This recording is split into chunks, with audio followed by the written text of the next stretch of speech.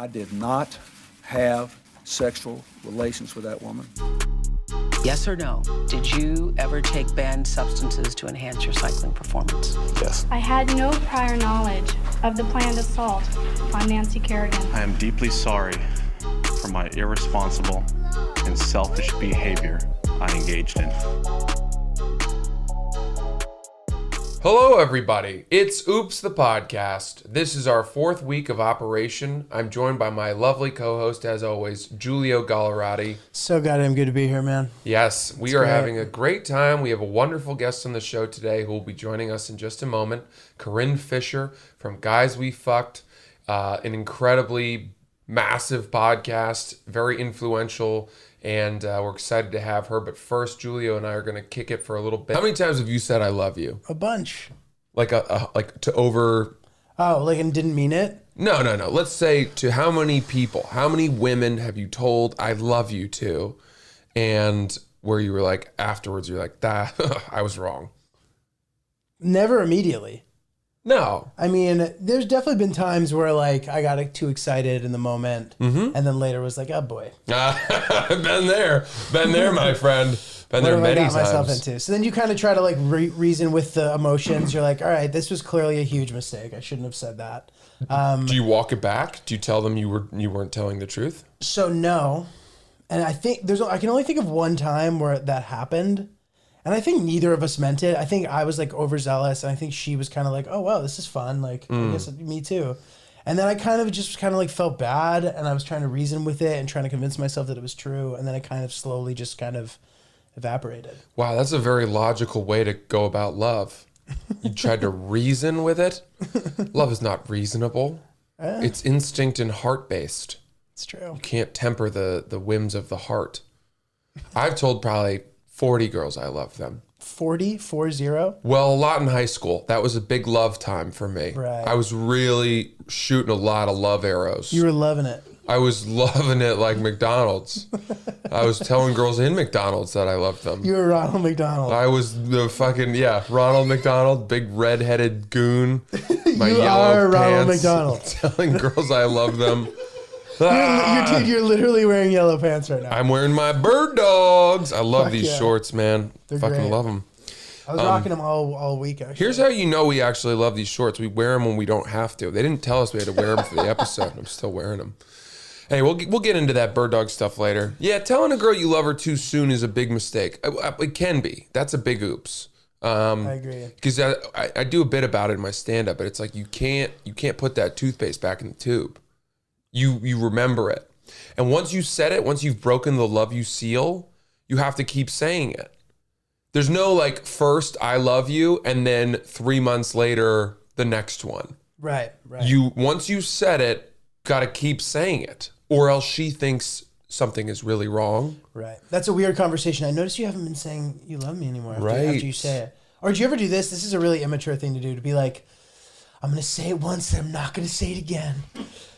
I love you, but we can't say it because you're going away to college. What? What? Who are you dating, bro? I said that in high school. All right, we're talking about mistakes in relationships. And I think that a big mistake that you can make in a relationship, and this is going to sound weird, but if you show your girlfriend some sort of like artist who's awesome, like whether it be a rapper or a singer or whatever, it could end up coming back to bite you in the ass. Why? Because they didn't know that person existed, and now you put that person on a pedestal for them, and like they might end up having sex with that person someday. Oh, that's why? This happened to me. That's crazy. Yeah. I want to hear that story, but the reason I thought you were going to tell me it's a mistake to introduce them to a good musician or artist is because then they'll introduce that artist to all their friends and say, listen to this amazing musician, and they won't give you credit. And you won't be the guy who brought that person into the school. That's significantly less bad. That would drive me nuts. That is annoying. If my fucking girlfriend were like, oh, you gotta check out Skizzy Mars, this guy I found, and didn't give me credit for it. Do you know Skizzy Mars? Yeah. That's cool. We should have him on the pod. We could definitely have him. Everybody talks about Skizzy Mars. That's funny. I haven't heard that name in a while. Yeah. He's a good kid. Okay, what do you got? Give me what happened here. Okay. This is amazing. So this is even worse than like, this is like, I didn't know it's not like I knew the artist. You know what I mean? That would be bad. That would be bad too. But this is a completely different thing. But I've noticed that this could potentially happen, and I almost kind of like willed it into happening. So this is what happened. I was a big fan of the Migos. Oh yeah, Loved them. They're the great. three amigos. The three amigos. Yeah, That's funny. the three of Migos. The three of Migos. So I would always listen to them like, oh, they're so good. They're so good. And she then the Migos were on her radar. Okay. So whatever, no big deal. But then one of her friends worked, ran their clothing, whatever. And she was like, we got tickets to the Migos backstage. Like, you should totally come. Like, it'll be great. And she was like, okay, so fun. So she goes to this concert. She's backstage at the concert, Snapchatting and stuff. I'm just kind of like, oh, this is not great. Wow. This isn't going well. And then later in the evening, she comes home and she's getting texts from the guys in the group. All of them? No, one in particular. And I know that it was definitely the person from the group because there aren't that many guys named Quavo. Quavo. So I was like, why is Quavo texting you? She's like, babe, chill. We're just friends. I was like, what? Like, no, you're not. No, you he listen doesn't to their have music. friends. He And at doesn't the have time, friends. Bad and Bougie had not yet come out. So their top song at the time was Fight Night. And literally the lyrics to the song are hit him with the left, hit her with the right, knock the pussy out like Fight Night. That's violent too. And I'm like, they've broken some hymens. These are your new friends? These guys who say this? Right? I go from being a fan to immediately like being against hip hop in general. I'm like, and that's the other thing that's difficult about this situation is like in hip hop, like those guys brag about banging your girlfriend, like that's all they do. And not only do they brag about banging your girlfriend, but then they also call you a loser. So it's like a double thing. It's like, I banged your girlfriend and dude, you're a loser. That's why your girlfriend banged me. She doesn't like you. Like, I'm so much cooler than you. I spent so much money on her. I bought her all this shit. Yeah, but that's what they say. It's all bluster though. Cause I All remember rhetoric. who's the one who married Cardi B? Offset. And he's one of them, right? Yeah. It's Offset, Quavo, and Quan. Takeoff. Quan. Rich homie Quan is one of their guys. That just sounded He's racist. not one of them? Quan is not. His people who know him call him Quan. Rich homie Quan, who apparently people who know him better call him Quan, which I don't. I'm sure that's true. He's like an affiliate. What was it, like a cousin? I don't know. He was under the same record label. He's become much more insignificant recently, though. Hopefully, shout out Rich homie Quan. Hopefully, he can make a comeback. Do you know why I call him Quan? Why? Because Lil Dicky calls him Quan. And Lil Dicky's awesome. Lil Dicky is awesome. He calls him Quan in that song about spending a lot of money or looking like you're spending a lot of money, but not save that money. Oh, right. He's like, you know what, Quan, 2 verses would have been too expensive anyway. He says Quan, so he abbreviates. That's why I know him as Quan. I like that. But the Migos. So, Oh yeah. So dude. So then they were inviting her to go to the strip club. oh my God. And she's like, let's go, whatever. And they never end up going. But this girl was the type of girl that like would do like sneaky stuff sometimes. So I remember just being really jealous and then not listening to Migos for like a really long time after that. Oh, you showed them. But I showed them. No, I wasn't even like to make a point. Like I was just like, how can I be listening to these guys who are like either trying to bang my girlfriend or have successfully banged my girlfriend? But this is the problem. When I finally start listening again, I start hearing moments in songs that just sound eerily similar to something that was aligned with my life. Wow. I remember there were times where I'd invite her over and she'd be like, I can't, like I'm at my mom's. It would be like late too. It would be like 3 a.m. She would text me back. I'd be like, oh, weird. But then I literally remember a line that was like, where was she 3 o'clock on the dot? Her mama's house?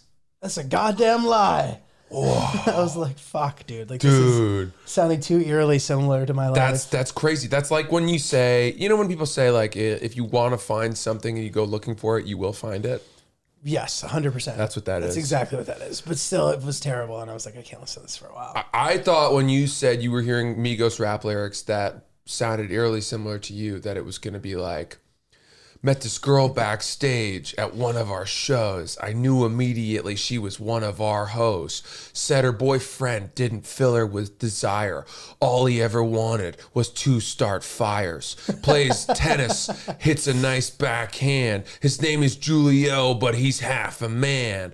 He wears ripped jeans and he has to pay more. They call them distress, but she's our whore. That's pretty good. That's the Migos. That was solid. Remember that thing about It's a the solid fires? 16. That would be you. I know. That would be you about the fire because you started that fire. I did start that fire. Well, we've seen some mistakes this week in the news. The Amazon rainforest is burning. Right. That was a good segue. I fucked that up for you. You had a nice moment okay. with the fires and the freestyle. I know. You're ready. You watched that. We were talking earlier. You watch the Amazon rainforest burning. And you probably cum yourself. So you're an arsonist, especially wildfires. No, now I'm an activist against wildfires. Oh, okay. Would you ever fly one of those helicopters that dumps the big buckets? I would. Those are cool. They seem dangerous. They seem dangerous and not effective at all. This is true. The only way to fight forest fires is by burning what are called like lead fires, I think. Really? Basically controlled burns of areas that forest fires are heading into. So then you there's burn up nothing to all their burn. fuel, and then hopefully it stops. It's very hard to stop a forest fire though. They move at like 25, 40 miles an hour. It's crazy, which is why the Amazon thing's so crazy, because it's a really damp. It's like the dampest part of the world. Yeah. It should be hard, but like the farmers are doing it on purpose. Like to expand their farmland. The new administration, who this guy's like the South American Trump, Bolsonaro. He's like encouraging it and acting like he's not. And now like the fires are just like expanding rapidly, and like people, it's gotten out of control. It's like the farmers try to expand it, and then the fires get out of control. Obviously, that's what happens with wildfires. But it's sad to see the rainforest on fire, man. Really fucked up. You wouldn't think something called the rainforest would have much of a fire problem, but it does. It does. They also have fire ants in the rainforest. Do you know what those are? They have those everywhere, though, don't they? Could be. But also they have soldier ants. And you know what's cool about soldier ants? What do they do? If you get a really deep cut in the rainforest, let's say that you fall on your Swiss Army knife, you can scurry up, forage for a whole bunch of these soldier ants, and then you put them on the cut, and they bite the cut, and then you pull their bodies off of their heads, and you use them as sutures. Oh, wow. True story. That's insane. You can suture a wound in the rainforest using the heads of soldier ants. I was going to say that's symbiotic, but like it's not actually, because you murdered No, the you're ant. killing them. You're removing their thoraxes and their abdomens. Their last meal. Yeah. They had no idea. But a good cause, no less. It's true. Speaking of animals, we were talking about how forest fires move at 40 miles an hour. You know what else moves at 40 miles an hour? Bears. Ostriches. Really? Bears move that fast? Grizzly bears fucking move. We got to check, Chris, can you check how fast grizzly bears can I run? don't think it's 40. They can run fast, way faster than you think, but ostriches can too? A fully grown male ostrich can run at 40 miles an hour. Don't even think that a woman ostrich can run that fast. They can't. They're not as fast. What are they running for? Like, are ostriches dangerous to They're humans? probably trying to escape the fires. And they're neck and neck Ostriches with the don't live in the rain. flames. They live on the plains, don't they? Do they live on the plains? 35 miles an hour. 35 miles an hour. Oh, grizzly bear's 35, which means that an ostrich would beat a grizzly bear pretty handily. But that's fast. 35. For something that gigantic? Did you ever see The Revenant? Yeah. That scene where Leo gets mauled by the grizzly bear? Yeah, dude. That's a great scene. Would you? Ostrich top speed, 43 miles an hour. Wow. Wow. Ostriches with 43. That's the male. Don't forget, it's the male ostrich. That's fast. Dude, I shot this like proof of concept for a film in LA like 2 or 3 months ago, and they were trying to get me to eat these raw mushrooms that like aren't good for your digestion. And I was like, dude, I'm not eating these. And they're like, come on, man. Leo actually ate like raw meat in The Revenant. I was like, Leo was making $5 million. $50 million for that right? movie. Yeah. And he won an Oscar for it. Yeah. Dude, like, no, like, I'm not eating a bunch of fucking mushrooms. And shout out to my boy. I love him. Santiago. He's a great guy. I love him to death. We had a great time shooting this, but no shot, dude. Yeah. If Alexander Iñárritu asked me on the set of one of his Oscar-headed films to eat mushrooms, I probably would. But if old Santiago did for my day pay of $60, I'm probably going to Taco Bell. Yeah, dude, no shot. All right, so I think that like minor mistakes that we all make kind of can equate to like life hacks. Right. In a way. You know what I mean? There's certain things that you should and should not be doing on a regular basis that are simple that could just make your life way better. Okay. For example, I went to like a little business dinner meeting the other night. Oh, classic. Me, a couple comics, we all went together. My friend shows up to this thing. This was like a fancy hotel. It was at the Edition in Times Square. It's new. It's beautiful. It's like fancy. My buddy shows up with a backpack and a skateboard. Oh. Don't do that, dude. Yeah, that's really a statement that you're not buying in, you know, that you want to be. When you become that anti whatever society, you are undoing the very act of being different. Yeah, it's just stupid. It's like, put your backpack away, dude. Backpacks are no good. Yeah, and I don't think he was necessarily doing it to be cool or like ironic. I think it was more of like he was coming from whatever he was doing type of thing. But like, you know, you have that meeting, like leave your fucking skateboard at home, dude. Like you immediately undersell yourself when you walk in that door with your fucking skateboard. Yeah. No one's going to take you seriously. Leave like, and granted, I wear a backpack all the time and I bring a bag around, but like if you can, leave the backpack at home. Right. Yeah, that's totally right. Unless it were Tony Hawk, in which case, if he showed up without a skateboard, I would be disappointed. I would be like, well, we're not going to see anything now. Dude, I saw him once on the street. It was probably one of the coolest celebrity sightings I ever saw in New York. First of all, he's like 6'4". Really? He's super tall. Really? Super tall. He does Can we not look seem up how tall. tall Tony Hawk is? I saw him. He was walking with a woman. I presume it was his wife. If it wasn't, he's a cheater. And he did not have a skateboard. And someone was saying hi to him. But he seemed like a good dude. He looked weathered. 6'3". Oh, wow. He does seem like a good dude. Yeah, seems like a really good dude. We should get him on the pod. Tony Hawk. That would be dope. It seems like he's the guy who hasn't really made many mistakes. Correct. Turned skateboarding into a mainstream sport. He Killed really it did. with video game franchises. Oh my God. The video games. Birdhouse. Did you ever skateboard? No, No? not really, no. I messed loved it around. in 4th grade. I loved it. I loved it so much. I had a Zoo York skateboard. Oh, wow. And I would wear Etnies shoes to school. And I would wear like what was it called? No, Funny Farm?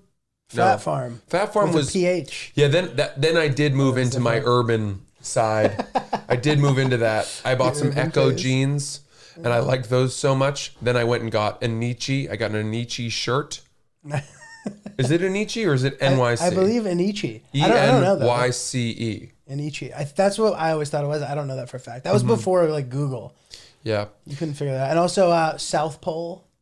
Oh, Had some South Pole jeans. or Pelly Pelly. Some Pelly Pelly. Yeah, Rockaware, Sean John. FUBU. That I wouldn't go near the FUBU because they prevented me with the name for us by us, and I was not us.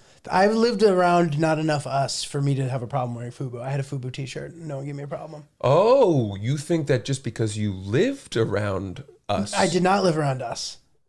You did not? No. So because you didn't live around us, you were like, no one's ever going to see me in this. No, us is Exactly. going to see me There in was this. only 3 us in our high school, and they were all cool.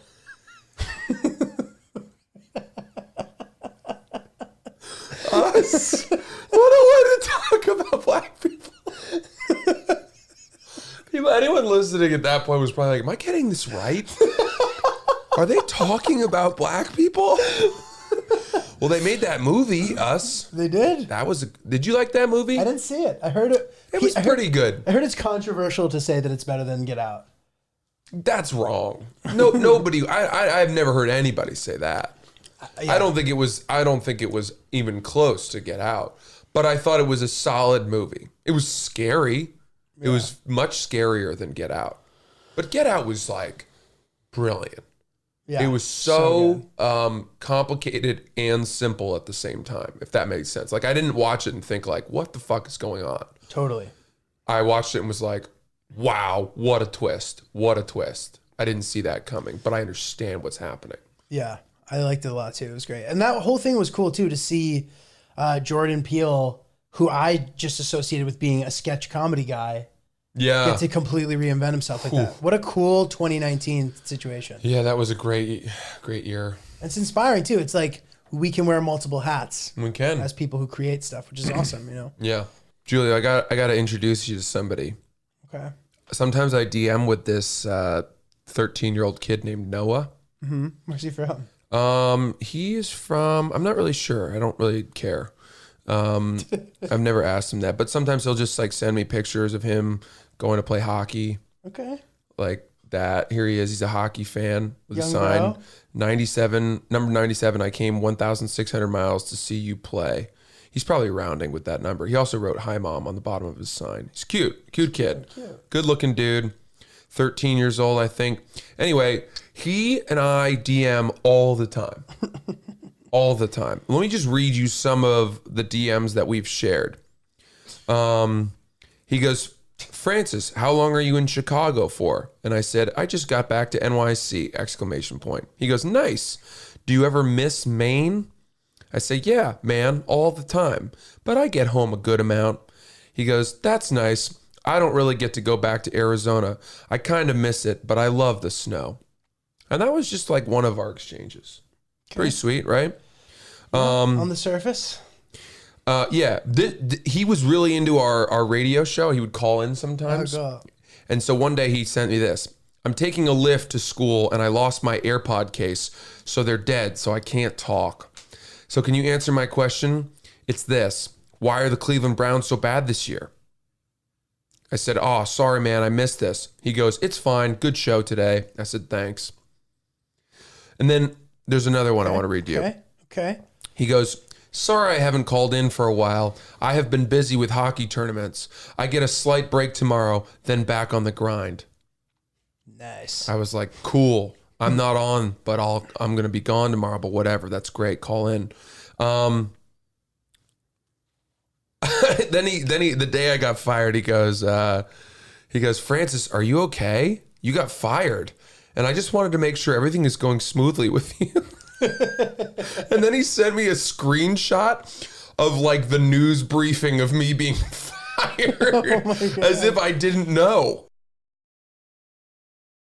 Anyway, the point is, he and I talk a lot, and I'm thinking that by the time he turns 18, I will have laid enough groundwork that I can bang him. Oh my God. It's a long game, Giulio. This is the most long game I've ever played. We're talking 5 years more of this shit. He goes, "Do you miss Barstool?" I said, "Sometimes, sure, but I like what I'm doing now too." And he goes, "Did you know that I broke my arm and I had to have surgery yesterday?" I was like, "Damn, dude, really? What happened?" "I was playing hockey, made a move on some kid, passed the puck, but left my left arm open. He checked it and it snapped. This happened when I was in Austria." I said, "Wow, that's a nightmare, bud. How long are you out for?" He goes, 6 weeks. I said, "I'm sorry to hear it, but that's not the end of the world. You'll be back soon." He goes, "Yeah, I will be." See what I'm doing here? This is the long game. Is this kid have a father? I hope not. I don't want to have to deal with that. This is nice. This is a nice relationship. But yeah, man, you could definitely cultivate this into romance. He sent me a whole bunch of pictures of like his freshman orientation day at high school. Like I guess all the kids gave him a big welcome dance, and he put up a bunch of Snapchats, and they sent me those too. Not the ones I wanted, but he like, look, like that's his, like those are the high school kids. Their welcome crew is ready. Yeah, that's it. My kid is not allowed to have a phone until he's 16. Yeah, he certainly shouldn't be DMing 30-year-olds 30-year-old men, dude. who have admitted on their podcast that they're trying to wait until he's ready for the pipe. I'm busting hymens left and right. Noah, dude. Yeah. Jesus. By the way, I'm totally kidding. Noah, you're the man. I'm actually not trying to pipe. I'm into chicks. Well, I hope that we'll see if Noah keeps messaging you after this. I know. We'll see. But he's a great dude. He's so sincere. I like our exchanges. Keeps me honest. It's good, man. Most of the people that I DM with are full of shit.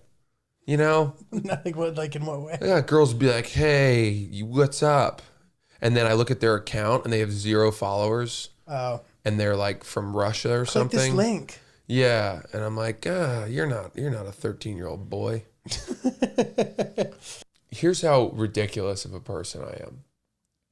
I often fantasize about stopping a mass shooting. That's cool. I have this weird fantasy that I'll be in like a shopping mall and a guy, I'll be up on like the second tier of an atrium, you know, that like, Yeah. and but below, and I'll see out of the corner of my eye as I'm eating like Auntie Anne's pretzel bites, a guy come in and he's going to be wearing like paintball gear, you know, one of those visor helmets, and he's got like a fucking bulletproof vest. They always get dressed up. You know what I mean? Oh, like what do you mean? The guys who are like who are the mass right. shooters? They make a fashion statement. They always have the latest gear. They get geared out for their fucking horrible shit. And I'll see him, and he'll walk out, you know, with like an AK, and there's going to be all these people, and they haven't noticed him yet. And just as he's like cocking his rifle, I will flying squirrel jump off the top and land on him and knock the gun free and somehow subdue him. And maybe I'll break an ankle, right? You know, just enough to be in a cast for the press tour, for the Presidential Medal of Freedom, for the beer at the White House in the Rose Garden, for... Is that part of the honor? You get a beer in the White House? Absolutely. Let's say that he has, you know, one of those high capacity magazines and like 7 or 8 guns, maybe some grenades, and you're like, dude, where the fuck did you get grenades from? The point is, he was trying to do some serious damage, and I thwarted it. I'm the thwartee. And You're the thwarter. Yeah. Or are you the thwartee? I'm the thwarter. You're the thwarter. He is the thwartee. He is the thwartee. So I get a book deal. There's a movie that spins off from the book deal, all because in this split second I reacted, and I'll tell everybody, you know, I wasn't thinking. I'm not a hero. You weren't even trying to be a hero. I did what anybody would have done in that situation. But the reality is, I was looking for this to happen for years. In fact, I was going to shopping malls in places like Minneapolis, places like Iowa, where people are affected by seasonal affective disorder. And there's a lot of depression. I'm going to shopping malls. I've scoped out shopping malls where they have balconies and spiral tiers over atriums. And I was looking for this to happen, and I stopped it. Does that ever come into the surface? That makes this story the arc a little more interesting, at least for a reader, not for your life. No, I don't think I'd tell anyone. And in fact, if it happens, we'll go back and delete this episode to make sure nobody knew that I was, because then they'll start to think that I like paid the guy. Right. You know, that I encouraged him to do it or some shit. But here's how... Like a Jussie. Dude, yeah, exactly. Here's how vehement and clear I am about this thing happening. I have not done certain things to further my career because I was like, I don't need to do that. I'm going to stop the mass shooter, and that'll get me famous instead. I mean, listen, enough of them happened that like you could theoretically. Do you know what I'm talking about? Like, do you ever have like you ever? Mine is with saving somebody from a fire. See, that's a pretty good one too. Is ironic because you set the fire. Because I set a fire, but I've been having that fantasy forever. Like I save a girl, or actually sometimes I fantasize about pushing an old woman out of the way of a car. Neither of us get hurt, and then she writes me a check for $1 million. Oh, because she's yeah, okay, that's a pretty good one. Yeah, dude, it's crazy. It's crazy. I have these. What would you call that? Is that like delusions of grandeur? Daydreaming. I don't think delusions of grandeur is you already thinking that you are worth someone. Yeah, right. Because yeah, like if you're like I podcasted about saving people from shootings, therefore I save people from shootings. I think that would be delusions of grandeur. That's fair. That's great though. This is a good topic. It's also funny where our heads are at, dude. Because you have fire. You want glory. Yeah. You want the glory. I'm more interested in financial gain. Our powers combined. I think my financial gain is an outcome that I know to be true. Like that's something I'm considering. And that's a smart long game. It's smarter than mine. Kind of like what I'm doing with Noah.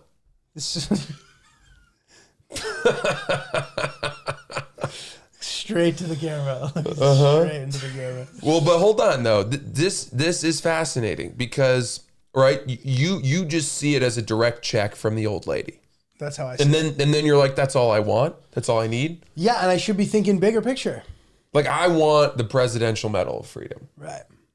Because with the presidential freedom comes the book deal and comes You get the book deal. And see, that's you the get thing. to consult on the true story. I could write that book. I just need the event. I have a hard time writing when I have nothing to write about. But when I have something to write about, like jumping like a flying squirrel. You've seen Pineapple Express? Yeah, I have. You know when Seth Rogen jumps off in the final fight scene, like the weed, they're underground, Yeah. and he like jumps off and flying squirrels and lands on the guy? That's what I'm picturing. If you do it properly, you won't even get injured. I can just think like, yeah. Oh, sometimes I think about after I've landed on him and maybe I've like broken his spine, but he's still trying to like grab a gun on the ground. I pull out the gun and I shoot him in the head. Reluctantly, because you're such a good person, because killing is bad no matter what. Yeah, because So you look away. Yeah, because I don't want the blood to splatter on Like my you're shooting a deer. face. They just got hit by a car. Yeah, who's putting barely him alive. out of our misery. Putting him out. That was good. That's good. That's the name of the book. Putting him out of our misery. Yeah, that's right. It's fucking great, man. Dude, I think about this stuff all the time. When I was working at Barstool, I used to envision, and by the way, it wasn't entirely my fault that I had this idea. The fire marshal used to come into our fucking office like once every 2 months to give us an updated safety briefing on what to do in the event that an active shooter came up out of the elevator. Wow. They would do that all the time. Wow. We in our office buildings, and I don't know if he was like required to do it that often by law, or if he just knew that we were Barstool and his son was a fan, because he mentioned that and liked being on stool scenes like this back camera show we had. Right. But the point was, it was so at the front of my mind that for weeks after that, I would envision some dude coming out of, the elevator, someone who we had made feel bad on the internet. Like we'd all attacked some fucking troll, right? He finds out where Barstool is. He gets all of his gear, comes up the elevator. The security guard we had at the ground floor wasn't worth shit. And he comes out, and I sat very close to the elevator, and he's like, "Fuck you, Barstool!" And he like cocks his gun, and everyone cowers behind their desk. And maybe I was in the bathroom. I think that's what happened. And I come out of the bathroom, and he doesn't see me, right? Because he's focusing on all the people. And I just take a running sprint and tackle him, and then I would smash his head through this glass table. And this would all be caught on the overhead cameras. And they would play it for weeks on all the news channels, and then I would kill him. And nobody would get mad at me for killing him. Of course not. Because they'd be like, self-defense. And it's tough to say self-defense because I'd already broken his spine. So he was paralyzed. But the whole thing's on tape. Yeah, you can still shoot somebody with a broken spine if they brought the guns into the office. He came in with a guitar case, dropped it. Bingo. Cock or whatever, put the magazine in, and you came out of the bathroom, clotheslined him, broke his spine. Broke his spine. Glass table. Just to really break it again. And then self-defense. And then shoot him in the head, because there's still a chance somehow that he can unpin a couple of the grenades. 100%. That's how it goes down. That's how it goes down. An emotional moment. Do you have any other fantasies like this? I mean, yeah, I fantasize about being great. I fantasize about it all the time. It's great. Not this all particular the time. one, but this is interesting. Active shooters happen to me all the time. Sometimes on the subway, I have fantasies. Dude, that I don't think about that enough, but we're lucky that this is like a well kind of like surveilled and patrolled city in New York. Yeah, kinda. But it's considered a very safe city. Fine, but dude, something insane happens every fucking 2 weeks.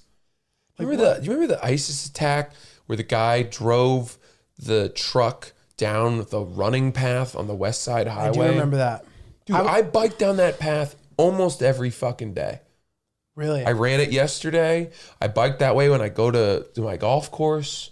I bike along it. And now they've added these massive cement blocks every 200 yards that you have to weave through so that a truck couldn't do it. But that's ISIS's new technique. Right. It's just driving a truck through a very crowded pedestrian walkway. Right. And it's like much more effective than a suicide bomber. That story happened when I was in Africa, and I was in like a very safe part of Africa, and I was in Rwanda, and my friends were like, "Oh my God, dude, like, are you safe? Are you okay?" I was like, "Guys, a guy just ran over a bunch of people in the street. Like, are you safe? Like, Right. I'm in a very secure place." Well, people hear Rwanda and they think of the Civil War and the Don Cheadle classic Right. Hotel Rwanda. Exactly. But that was in the like early 90s or something. Mid-90s. Mid-90s.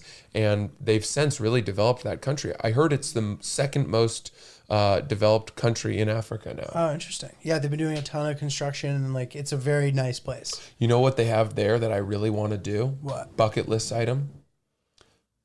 Gorilla trekking. Oh yeah, Have you done that? kinda. Like we did it on a hike that you could theoretically see gorillas, And you didn't see but it. we like didn't really. That But doesn't sound like gorilla But trekking. the problem It was, just sounds like trekking. dude, I was hungover and we climbed this 13,000 foot mountain. Oh, shit. And I wanted to die the entire time. So if I had even seen a fucking silverback, I wouldn't have even cared. Wow. It was brutal and like muddy, and like That I fell sucks. 50 times. And there's a guy with a rifle who has to accompany you because there's buffaloes in the mountains that are like very testy apparently, and all sorts of critters. And like it supposedly rains every day. It didn't rain, thank God. But it was a miserable hike. There was no path. That sucks. Yeah. I went skydiving once and I was violently hungover. And it was one of those things where I went to bed at, 4. I was in Denver. I went to bed at 4 a.m, out drinking all night. I hooked up with a girl in a pool. Sounds nice. It was but it wasn't even like a private pool. It was like a public pool. Like we Was anyone snuck there? in, Oh, we nice, like nice. hopped a fence, and it was like an Olympic-sized swimming pool with like a high dive. And we were like jumping off the high dive and then hooking up in the pool. Classic suburban community pool. Yeah, our sex juice is infused with the chlorine. Skydiving was a problem hungover, and I'll tell you why. First of all, we had to drive like an hour and a half to get there. And while we're driving, I'm going from being still drunk to hungover and exhausted. So we get to the place where the plane is, and then I had to put on the whole fucking suit. By the way, you know who was on the plane for this skydive with me? Alex Honnold. What? No joke. This is the guy who climbed El Capitan. El Cap from Free Solo. Solo. No we way. talked to this guy, talked to him, fucking great dude. Clearly a thrill seeker because, as if free soloing wasn't enough, he's getting his skydiving license. Is that really what's happening? Also, his fingers look like biceps. Dude. They have so much meat on them. They're so muscular. His fingers. It was weird. It was unlike anything I'd ever seen. They're gorilla hands. I mean, have you seen the movie? Yeah. There's points where he's hanging on by 2 fingers. Yeah, and there's a term for that. 1,200 feet in the air or whatever. High up. That movie's so great. Terrifying. So I'm on this plane, and it's one of these tiny little prop planes. It only holds 14 people, and you're already strapped in to the dude behind you. So you're sitting in his lap, basically, and he's whispering sweet nothings in your ear, and you got your helmet on and your fucking goggles, and the plane is just slowly circling up like a bee, like a lazy bumblebee, until you get to the right altitude, and then they open the fucking door, and people just start falling out of the plane. Have you done this? Never. It didn't really hit me what we were about to do until I saw people just like, whew. It was like they were being sucked out to space. Do you know what I mean? Yes. They don't just like fall out You get sucked of out. the plane. It's not some Jesus, gentle dude. thing. It's like, because the plane is still going in a direction, and then the people don't keep up. So when they fall out, they get whipped back. And Alex Honnold, he was behind me, but it was while we were circling up in the plane, and they opened the cargo door or whatever, and all of a sudden all these like plane fumes, these gas fumes hit me, and that was when I was like, I'm gonna fucking puke. Was that supposed to happen? Yeah, I think it was just like, the air of the skydive situation. This wasn't exactly a very good plane. Jesus. Yeah. So we finally we go and we fall out, and I'm like, we're in free fall. We're at terminal velocity, and I'm just like, don't puke. You'll puke all over the dude's face above you because he's on top of you. And so I'm like, this sucks. but I couldn't enjoy it. It's like your hike. Yeah. Don't do these activities hungover, guys. That's a giant mistake. Yeah. And then we landed and we unstrapped and I jogged over to a bush and threw up for it was a really violent throw up where everyone was like, oh my God, he's dying. Jesus. Where you're making so much noise. Are you a loud puker? I don't know. I am. I'm not like, I might be. I'm not like that. I'm like, ah! Ah! Yeah, that's bad, dude. I can't control it. Oh God. Yeah. I pull muscles when I puke. Though. Yeah, dude. Do you too? I That's get normal, that. I right? get like a knot in my taint. Me too. Do you get the taint knot? The taint knot. Yeah, that God, sucks. it's a terrible feeling. So bad. It feels like someone beat the shit out of your taint. or just took like the eraser of a pencil and then just pushed it as hard as they could right into your taint. Oh my God. Yeah, As it feels you're like you're being puking. split open from below. Oh God. Like someone's trying to drive a light into there. It was a terrible feeling. The taint knot, the puke from the taint knot. Well, friends, we have a very special guest here today. Very excited. We do. I know you are as well. One of my old friends from Guys We Fucked, Corinne Fisher, ladies and gentlemen. Hi. Corinne, Hey. thank you so much for coming. Everything you say sounds sarcastic. No, but no.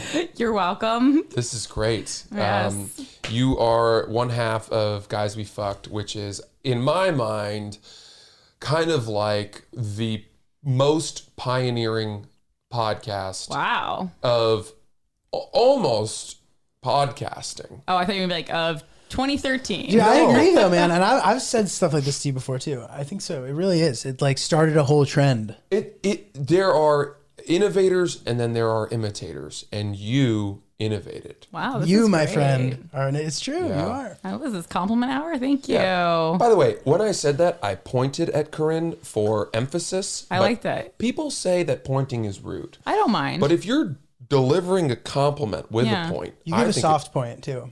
yeah, that's right. A full arm point, aggressive, elbow down point. Sweet. There you go. yeah, it could be like, you're the man. Like, yeah, there's lots of good points for like, you are the chosen one. You know, I feel like there's lots of ways. I don't understand those like weird social norms that people have. Like when they're like, if you even point at me, I'll fucking fuck your mother. It's like, what? Where did that come from? There we go. This is it. This is good. This is what we wanted her for. Here we go. I'm baby. excited. Corinne, Yeah, one sorry. thing is funny. Like I've known you for what? Probably almost 10 years now. Yeah, Right? that's It's true. getting there. Yeah. So I knew you way before you did the podcast, and like, you know, we were all trying to figure out our way and stuff. And I remember when you guys first started to blow up, I had this like drunken conversation late at night. We might have even been smoking weed, and somebody in the room was like, dude, like Corinne's is like a fucking cultural icon, dude.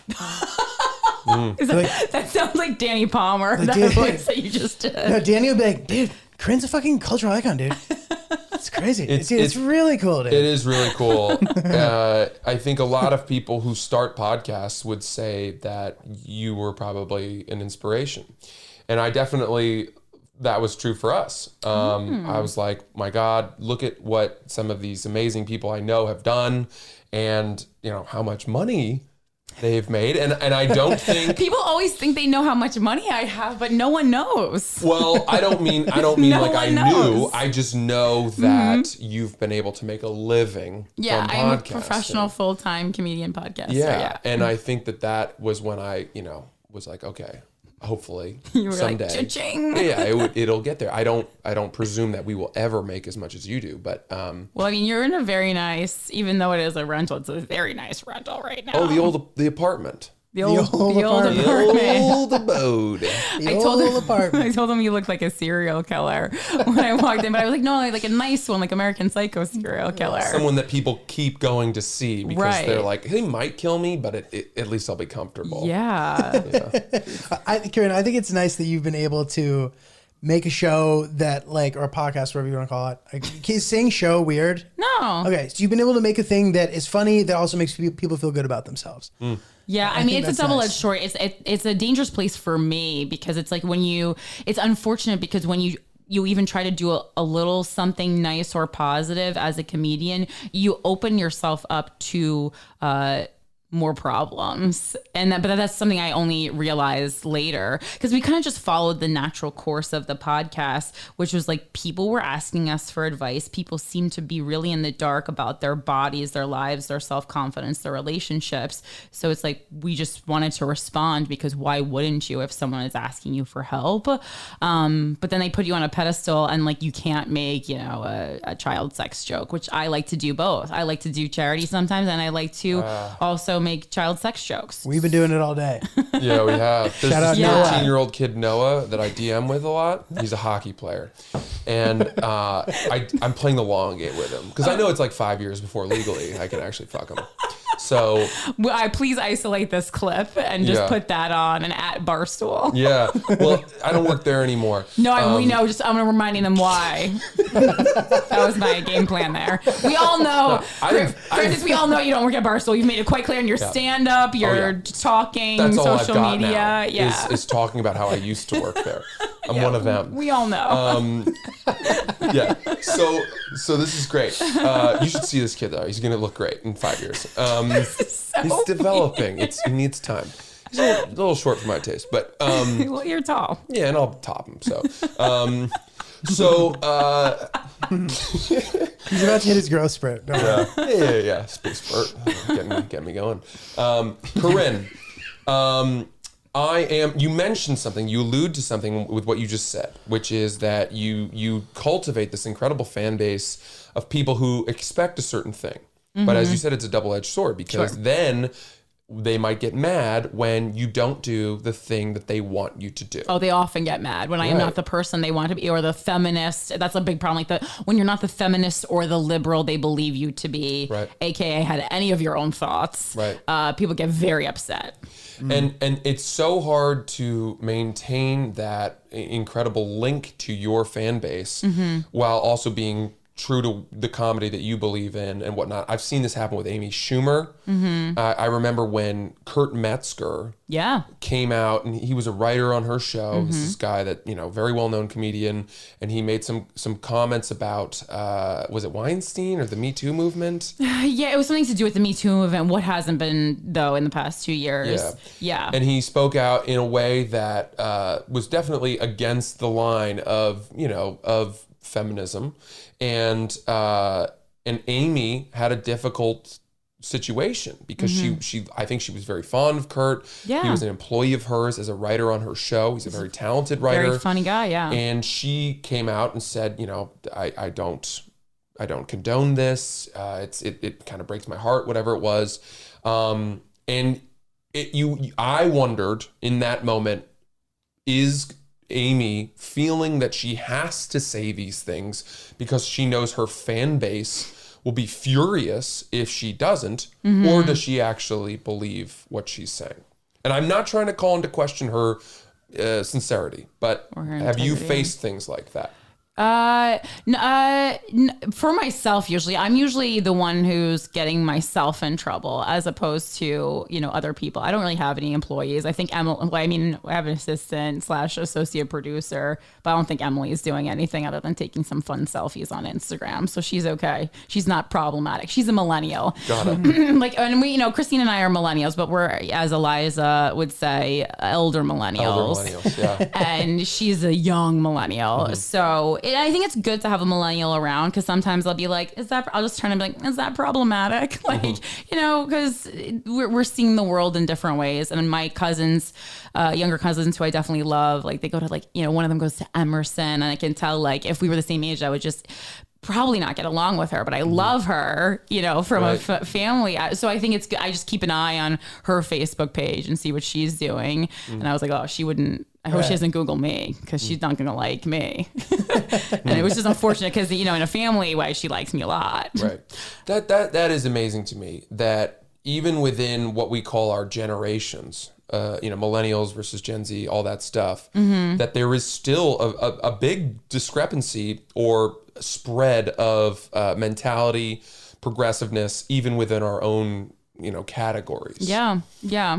Well, I mean, yeah, that's the problem. I mean, I think it's more prevalent for liberals, but it's like if you're not this exact version of who they want you to be and you don't share all the liberal ideals, it's like you might as well just have voted for Trump. Right. That's kind of what I feel. And I'm like, I always say for like the past couple of years, I've gone rogue. I do my own thing. There's a lot of parts of feminism I don't agree with. One thing I was just arguing on the internet, maybe yesterday it was this new idea that you are homophobic or transphobic if you don't want to have sex with a trans person or any person for that matter, whether it be race, whether it be color, hair. I mean, you can fuck whoever the fuck you want to fuck. I like to fuck like fat bearded white dudes and then thug black guys, which is what I got in trouble for saying, but that's who I want to fuck. And to say it's like fetishizing, like it's like you want what you want, you get horny when you see what like you're not is it discriminating also, in any way. Yeah, so like but that being said, like is it also problematic that a lot of guys only want to have sex with people with chicks with big tits and blonde hair? Like I feel like it's just something like less attractive people are making up so that it then becomes some kind of a hate crime to not fuck ugly people. To not want to fuck everyone. Yeah, like if I just so I walk around like if I'm a 7 and I'd be like, man, if you only want to fuck 10s, you're a fucking bigot, and I as a 7 am gonna force fuck you so you understand what equality is like. This is what equality looks like. It's just it's ridiculous. Taking anti-slut shaming to the next level. Yeah, that's all. I mean, the whole kind of idea of anti-slut shaming is it's like it's your body, your choice, and if you're not hurting anyone else, and but when we said you're not hurting anyone else, we didn't mean you're not hurting anyone else's feelings, and that's how it has been interpreted.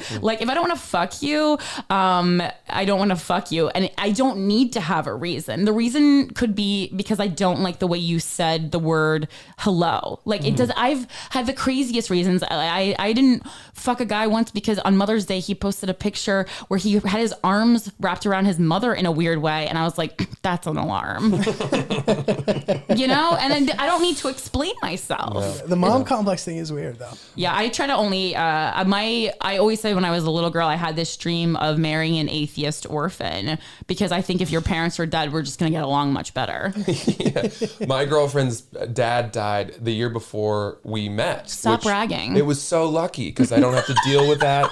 By the time we met, she was mostly healed, but with enough vulnerability that I could still prey upon right, perfect. in right moments. I love it. It's hilarious. Yeah, lean in. The other thing is I don't have to ask his permission to marry her. You know what I mean? I mean, that's a very archaic thing that we do anyway. So outdated. Yeah. I mean, it's literally like a plot line in Disney's Aladdin. Like, why are we? It's so weird. Asking for her hand in marriage. Yeah, women are not property. The only person you have to ask is the woman. If someone actually, I've already thought about this. And this is why I'm very not married or engaged. If someone asked my dad to marry me, that right there would make me not want to marry them anymore. Come on, it's crazy. Right, but because that means you don't know me at all. Because I think that's what that boils down to. Right. You don't know me, Corinne. That's a good thing to make. I think there's a difference between asking permission and saying, "Hi, Mr. Fisher, I intend to marry your daughter." Now that just seems like you're like no matter what you say right now, this is what's gonna happen. Or like whatever. I would really like to marry your daughter. I love her very much, and I just wanted to do you the courtesy of letting you know beforehand. But why aren't you checking with my mom too? That's weird. Let's say both parents. Yeah, guys, if you're going to propose to Corinne, make sure you keep run it by them both. Running it by her parents under locks. But they would laugh at you too. They would lose respect for you. Right. That's why I love them so much. And I'm playing devil's advocate here because I do find it a very outdated. No, I see what you're doing. But I think there's a big difference between then because it's not transactional if you're doing it that way. It's like I understand it's a courtesy. It still feels weird to me, and it's just not how I roll. Cool. But yeah, and I don't think anyone that I have ever dated would ever show that a level of respect anyway. So I think we're in the clear. Fair enough. You mentioned the thing you got in trouble for. And this is Oops, the podcast where we talk about Sure. mistakes. And I would love to ask you about that incident. Yeah, I no, think, this is the number one thing I don't like to talk about in press. So let's really talk about it. well, if you don't, No, we it's don't have fine. to go there. Honestly, I'm more comfortable. That was more like, with what the publicist said. But I disagree with how publicists are handling this cancel culture, because publicists and even managers and agents will, and I respect my managers, especially my manager. I fucking love my manager. He's one of my favorite people on the planet. But hi, Chris. But I disagree, especially when you're handling comedians, with apologizing. However, this particular incident, like, I didn't want to say it was a joke, because it wasn't a joke. A joke is something you say when you're doing stand-up. It was a comment on a comedic podcast that was certainly not, like, I wouldn't include the comment in a TED Talk. And I've done a TED Talk, so I think, that I know how to do both those things, and I handle them both very differently. But yeah, I mean, it's just, Christina and I, this was years ago, we're having a talk about a dude I fucked, just like the show would suggest. And I was talking about how he was like kind of dorky and I didn't like his personality. He is a person of color, a black guy. And I said that I prefer to fuck thug guys. And, listening to it back, I was like, yeah, I could have worded it a little better, but I also have 6 more years of experience in podcasting and just being a public person in general. I wasn't even really a public person at that time, So I'm just talking with my friend. And if you expect people to clean up the way they talk around their friends, I think that's just something that's not going to happen, nor should it. Can you imagine walking on eggshells around one of your very best friends? That's crazy. Right. That's the other thing too. It's like, I wouldn't call that a mistake. Personally. Oh, yeah, no, it's not. And it didn't end up being one. It didn't end up really impacting you, would you say? There was 6 months of awkward meetings. I mean, even earlier this year, I had a meeting at Comedy Central. And one of the reasons I'm so angry at Comedy Central, which is why I had no problem taking them down with the Dina Hashem thing, was because for Comedy Network to be on the side of cancel culture, I find extremely upsetting. And I feel like, actually, HBO has been pretty in the clear, but like Netflix and Comedy Central, I feel like definitely is leaning into this cancel culture. And it's like, you can't at the same time be a comedy network and part of cancel culture. I don't know why we decided that we're going to start letting the audience dictate how artists do their art. And I think that's a big mistake. It's basically on a larger level giving the heckler the power, which as stand-up comedians we all know is the number one thing you do not do. And once you do, you lose control of the show. And that's what's happened on television, on radio. And it certainly doesn't need to happen in podcasting, because podcasting, one of the beautiful things about it is that I'm my own boss and I can say whatever the fuck I want. Out of all the things I've said, we've only lost one sponsor, and it was Squatty Potty. And it was because we made fun of the product, but we sold a fuck ton of the product. Because if you're Squatty Potty and you're taking it seriously, you don't understand your own brand. They also fucking fired Kathy Griffin for the Donald Trump head picture. Oh, right. She was the new spokesperson. Right, I remember that. I think you guys talked about that on your episode. Infuriating. They don't get it. Oh, no, we're a shitting stool, but we're like a serious one. It's just get your foot out of your own ass. With that name too, your name can't rhyme. Yeah. And expect to nothing. Is it a potty training tool? Yeah, it's just like if you're basically they say like the way you sit on, especially like American toilets, is not the proper way that you're supposed to relieve yourself. So it elevates your feet. But I mean, it's just a stool. It's the same as, back in the day when you would put your feet on like the telephone book when you were constipated. Oh my God. We had one of those at the Barstool office, but I always thought it was for the fact that we had a little person who worked there. I knew you were going to say something like that, and I love you for it. I thought it was for old people. I'm not kidding you. I thought it was because it was being thoughtful to this little person that worked at our office who didn't want their feet to dangle and sway on the toilet. Everything about you is perfect. Never changed. I just assumed it was there. And then I always thought, like, man, that's so weird that he's not taking it away and like hiding it after he finishes. Yeah, because he should be ashamed of his stature. Yeah, well, you're right. I'm just like, man, am I supposed to move his shit pedal? Like, his my shit gosh. booster? Like, come on, I'm not. So the fact that he's a little person then became a burden on you. No, I just like, in the same way that I lower the seat because the bathrooms were co-ed, I would also think that That's when nice. you're done, Right. you should replace it to the way that it was before, like when you're camping. And this never happened. That little thing was always there, but I'm glad to know it was for posture. Yeah, it's for Instead. poop posture. Yeah. Is that exclusively what it's for? I mean, yeah. I mean, you could use it as a step stool, I suppose. I mean, you can use things for however you want to use them. But yeah, that's how what the commercial describes, because they show that unicorn shitting the rainbow swirl out of its butt. Again, like this is like how the company is crazy, branded, yeah. and they were like, no, but you have to take You it can't seriously. make fun of us, guys. Got to take it seriously. And we were killing it with these ads. People would listen to the podcast just for these ads. People would tweet about it, and I'm like, you guys, it's like we took the same approach as Bill Burr did with Sherry's Berries. Oh, yeah. But they understood the value of it. Right. So That also went like viral, which I think it's, yeah. He like doesn't give a fuck. It's kind of amazing. Yeah. yeah, I love that. He's awesome. You can't give a You fuck. really can't. Yeah. So your moment there that My scandal. yeah, let's call it, scandal. Moment sounds positive. I just think when you say moment, I think of Kelly Clarkson winning American Idol season 1. Sure. Yes. Well, it's nice that we can call it a moment because I like you a lot. I think everybody does. I respect you a lot. No, that's not true. That's not. You think Fine, everyone? everybody who knows you personally does. Yeah, I think people respect me. I think a lot of people don't like me, and that's fine. I think if everyone likes you, you're doing comedy all wrong. Fine. I don't even mean from that. I just mean like in an interpersonal level. I've always said I'm impressed. Corinne is friends with everybody she used to be friends with. Oh yeah, And I think that that's rare in our business. Oh, I hate that. I hate it too, but I'm just saying. Yeah.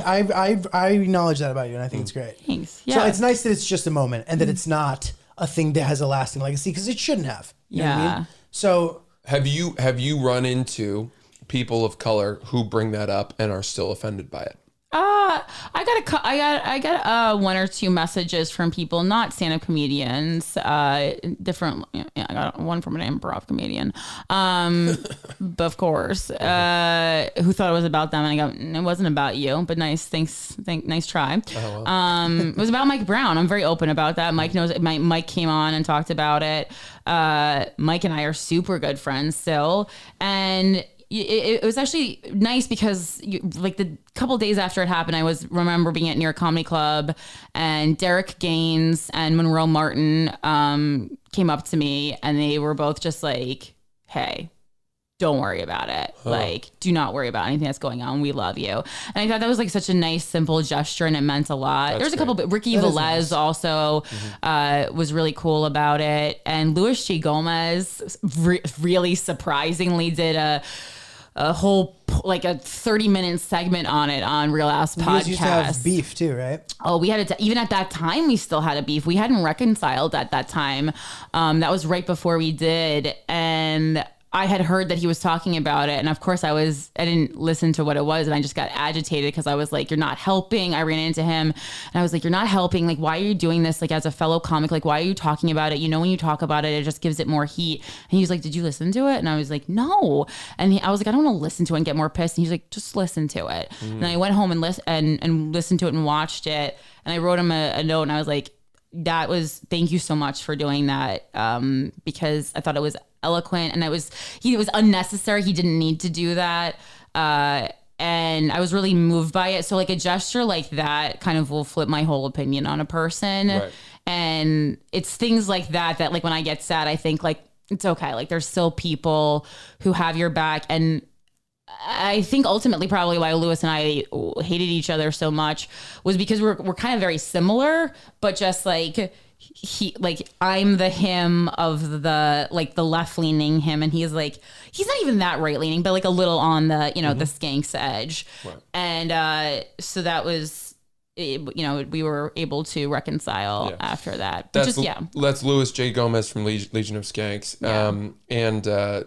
That's I'm so glad to hear that. It's nice, and it's as simple as something like that, because there's a way to do that in an annoying way too, where like, I'm so sorry, but like I'm trying to like be closer friends with you or something. You know what I mean? People do it for them, and to be simple about it, like a Monroe and Derek, like they're like Derek especially is kind of like a manly guy. You know what I mean? Totally. So like for him to have like a vulnerable, open moment like that, like means a lot. I feel. Yeah, and like those are all colleagues and people who I'm friends with, but there's none of those people do I hang out with outside of comedy. I even got texts from like Sam Morril, Mark Normand, and again, people I'm friendly with, but not friends with certainly. Friends, yeah. And I was kind of upset because it was like mostly men, I have to say, who reached out. And I know people will be like, oh, it's because they wanted to fuck you. Like it's not, I have fucked on some of those people, but that's not why. Whatever, they had been on the podcast. It's not a secret. And so it kind of hurt me. Like when women don't support other women, that really hurts me the most. Molly Austin and Christy Cello definitely reached out. So that was cool of them. But overall, it was like a lot of men and then women, radio silence. And another thing to note is, this incident, this moment, whatever, scandal occurred in 2013, 14? The episode, I think, is from 2015. Okay, sure. It was almost 5 years later. So it was like late 2014, early 2015. And then, everything happened like almost 5 years later. So this is another classic example of something that is brought to the light years and years after it happened. Yeah. Where, you start getting in trouble for something you did so long ago that you probably weren't even fucking thinking about anymore. And you would also, and I don't mean to put words in your mouth, but it's like we see people have tweets unearthed from what they wrote a decade before. Right. Yeah. And then they, for some reason, have to pay the piper today for that. And it's like, would you even have said that in today's day and age? Yeah, I mean, I certainly wasn't thinking about it 5 years later because it got a little heat at the time and we handled it then on the following week's episode because we handle everything very real time and guys we fucked, we liked everything to feel just very in the moment. So we handled it. We had Mike Brown on because I feel like, okay, that was my main problem. I wasn't making a statement about an entire race or community of people. I was talking about this specific person. And also it's me, my experience and who I want to fuck. I wasn't saying I only hire Thug Black. I wasn't saying I only respect, I only listen to. All I said is my loins only feel nice around these kinds of people. And maybe I haven't met the different kind of person yet, but just in general, I stereotype. We all have a type, I think. There's some guys who just like all women, but that's, not me. I'm pretty selective. And so it was just irritating. And in this day and age, I would have worded it differently, but I still feel the same way sexually.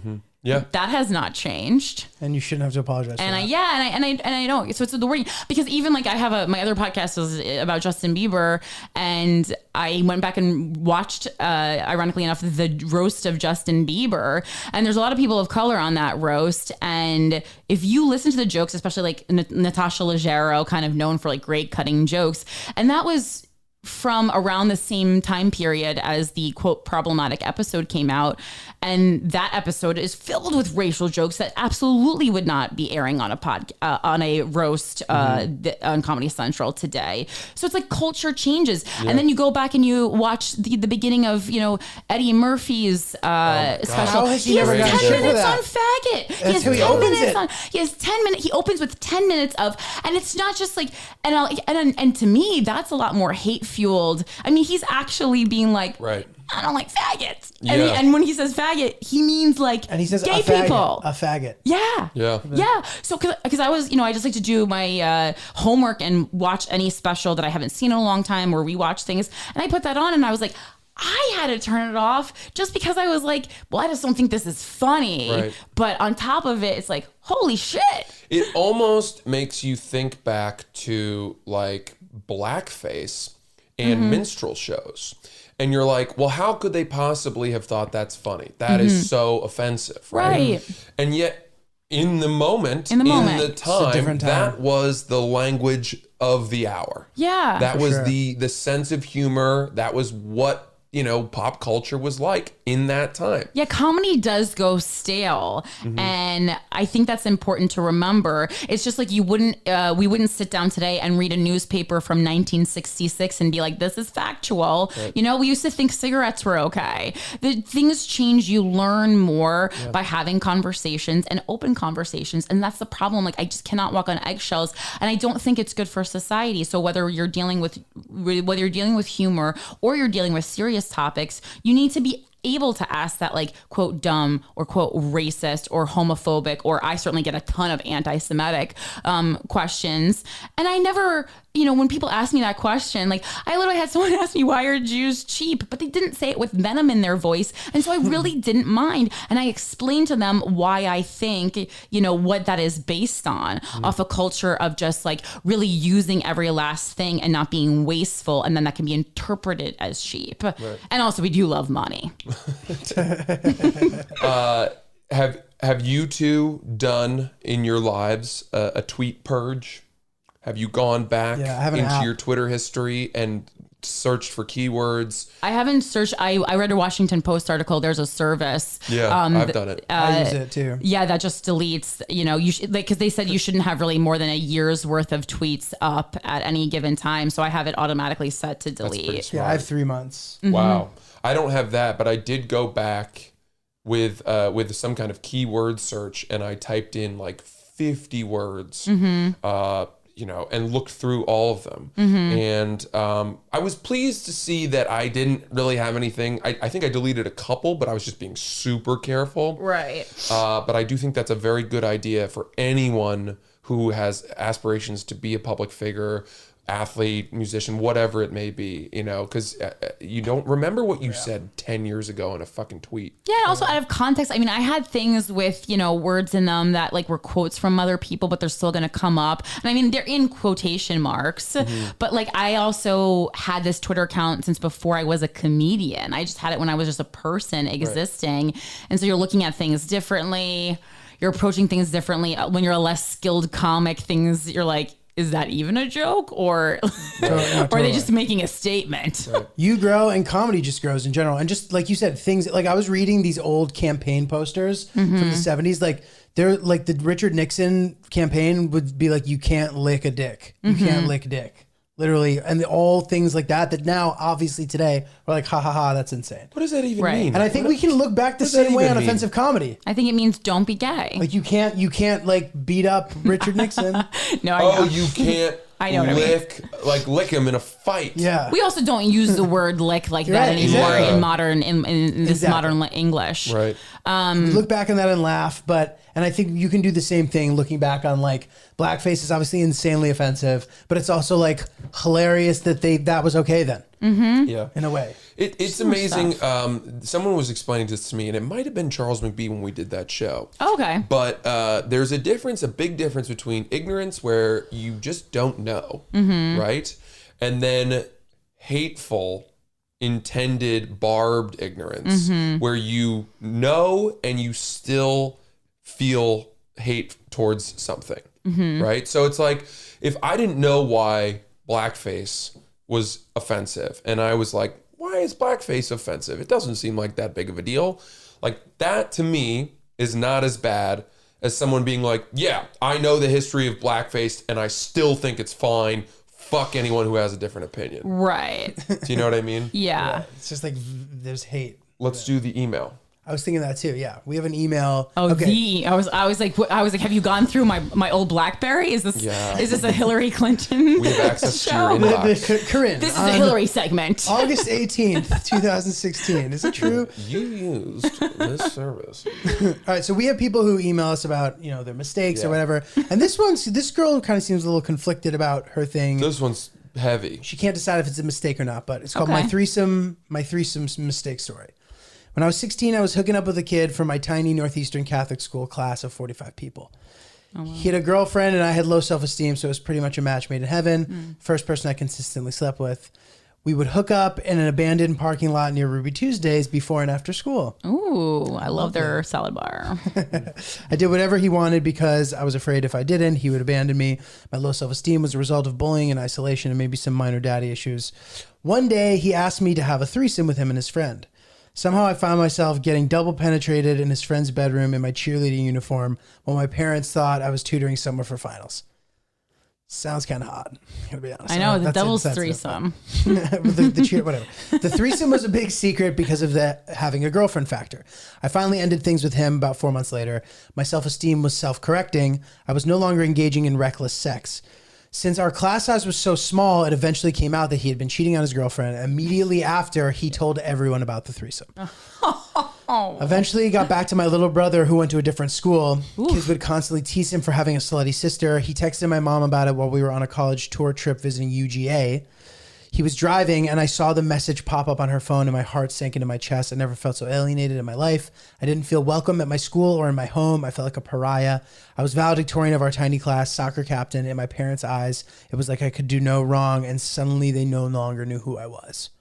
They no longer trusted me. It probably took a full year and moving as far away as possible for my life to be normal again.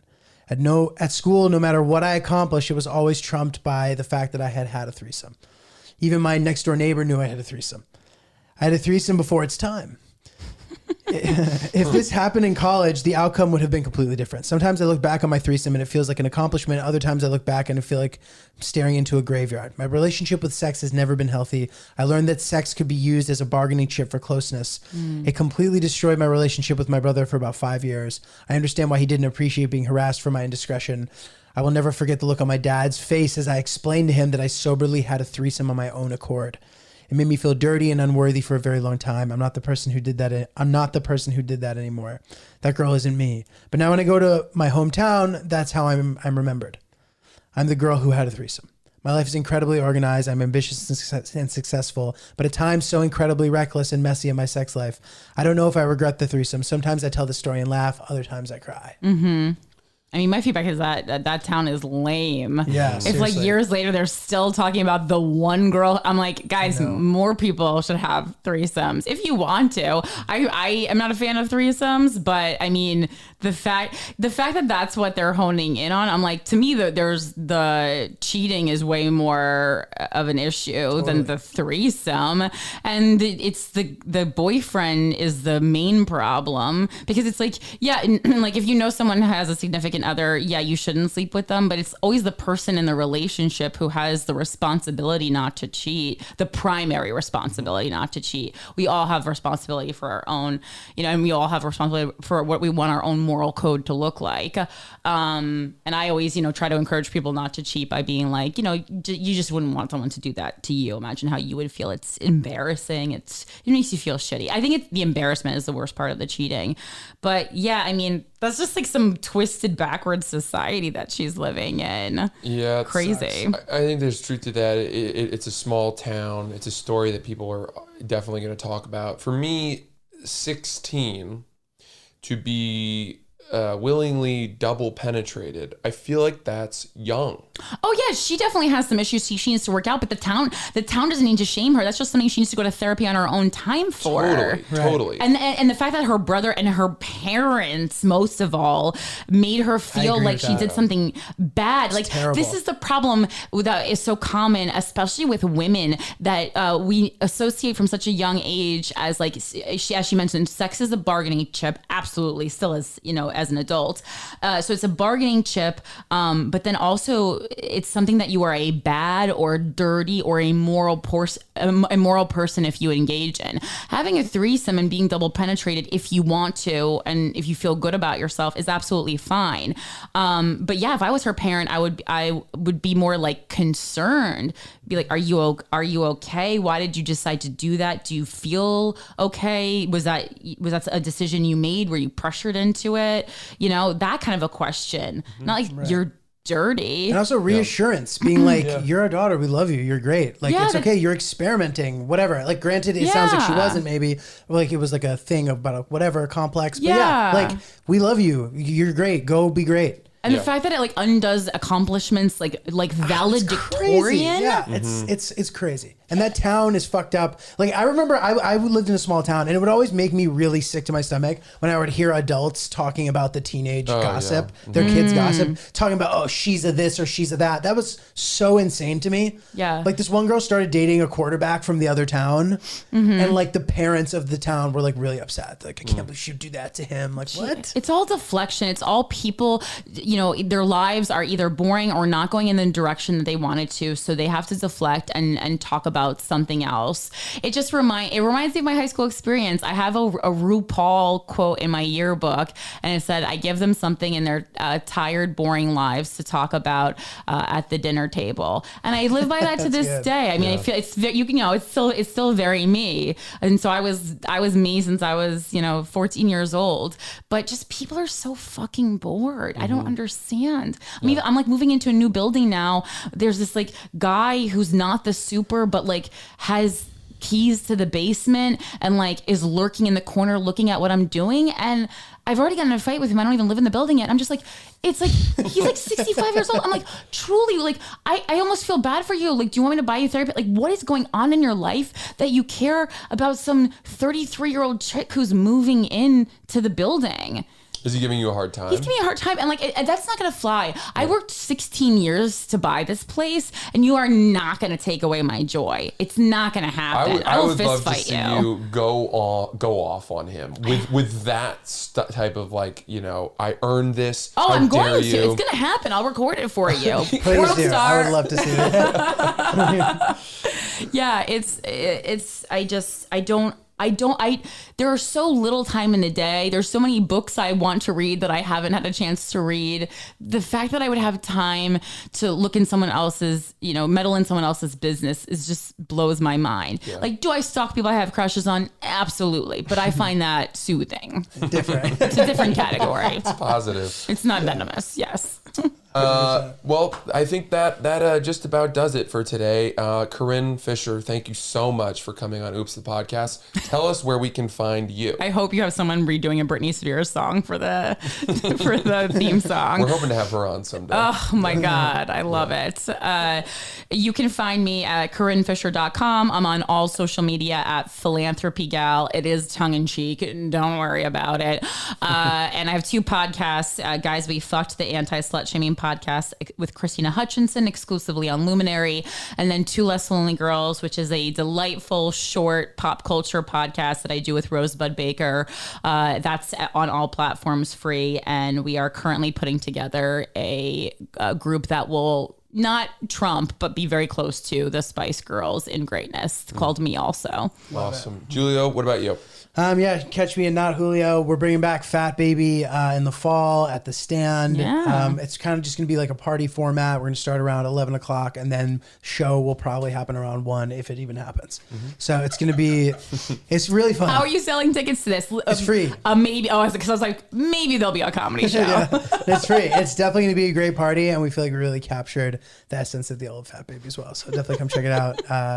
Francis. Hell yeah. I'm at Francis CC Ellis on Instagram, at Francis C. Ellis on Twitter. Just a typo. Go to francisellis.com/shows to see my upcoming tour dates. I'm in Tacoma, Seattle area on September 6th. I'm in Nashville, September 26th at Zany's. I'm there the weekend before you. Oh, cool. Oh, wait, no, sorry, October, the weekend after. Okay, Gotcha. never mind. I'll warm it up for you. Thanks. With my 14 people that come. People will come. We'll see. You're popular. Yeah. Once upon a time.